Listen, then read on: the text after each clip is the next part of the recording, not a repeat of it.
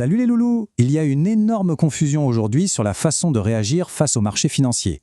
C'est simple, quand tout monte, tout le monde se prend pour un génie et dès que ça s'effondre, c'est la panique totale. On navigue à vue, mais si tu ne comprends pas comment structurer ta pensée face à ces cycles, tu prends un risque gigantesque sans même le savoir. C'est précisément là que la majorité se plante. Alors aujourd'hui, on va décortiquer ça de l'intérieur en plongeant dans la tête d'un des plus grands, Howard Marks, pour voir comment sa logique implacable peut transformer la gestion de ton capital. Pour vous donner une idée du niveau du personnage, regardez bien ça. Warren Buffett en personne le dit ouvertement. Quand il reçoit les mémos de Howard Marks, c'est littéralement la première chose qu'il dit. Pas la deuxième, la première. Quand le plus grand investisseur de tous les temps se tait pour écouter, on fait pareil. Au programme aujourd'hui, on va balayer son parcours, voir comment ses prédictions ont frappé juste, décortiquer sa mécanique du pendule, et surtout, on va voir comment appliquer sa méthode concrètement au marché actuel.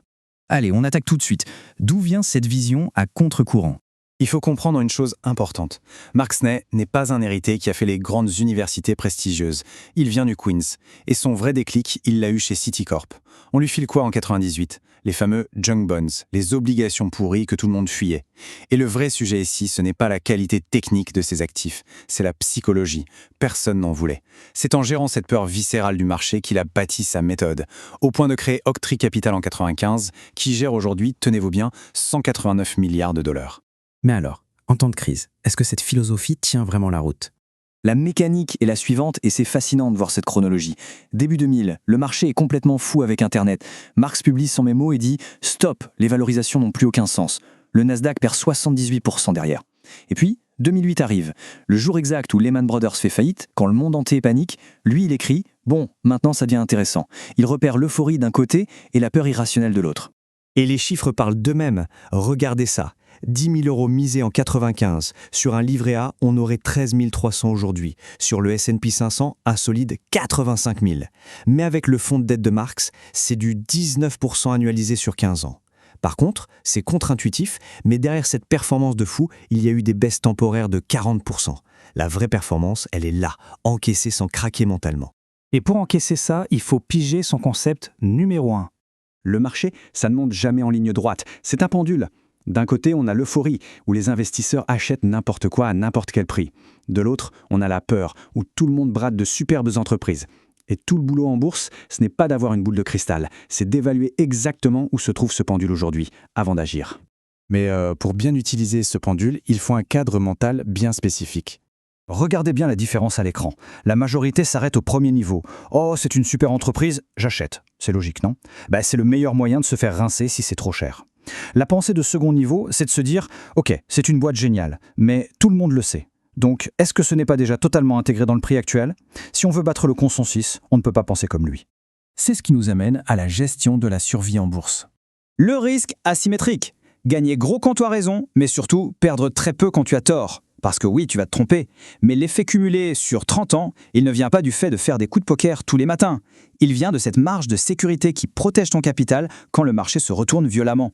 Bon, c'est bien beau la théorie, mais aujourd'hui, sur notre marché, on fait quoi ? Bim, 73,7. C'est la position de notre pendule actuelle sur le S&P 500. On est aux portes de la zone rouge vive de l'euphorie qui tape à 75. Juste pour remettre dans le contexte, la dernière fois qu'on a touché 75, l'année d'après, le marché prenait moins 19%. Ce genre de chiffre brut, c'est exactement ce qui doit dicter l'agressivité de la stratégie à adopter. Et c'est là que j'amène l'analyse Rafaxolo. Ce que je vois sur le terrain tous les jours, c'est que l'erreur récurrente des particuliers, c'est de vouloir imiter les pros au feeling sans la structure derrière. C'est suicidaire. Il faut un process froid et implacable. C'est pour ça qu'il faut utiliser des outils sérieux comme cet algorithme 3.0 qui croise 7 indicateurs de stress, qui scanne plus de 500 actions et qui se base sur des portefeuilles backtestés sur 10 ans. On ne laisse plus aucune place à l'émotion. Et quand on applique cette rigueur, on trouve des pépites. Regardez ce signal récent.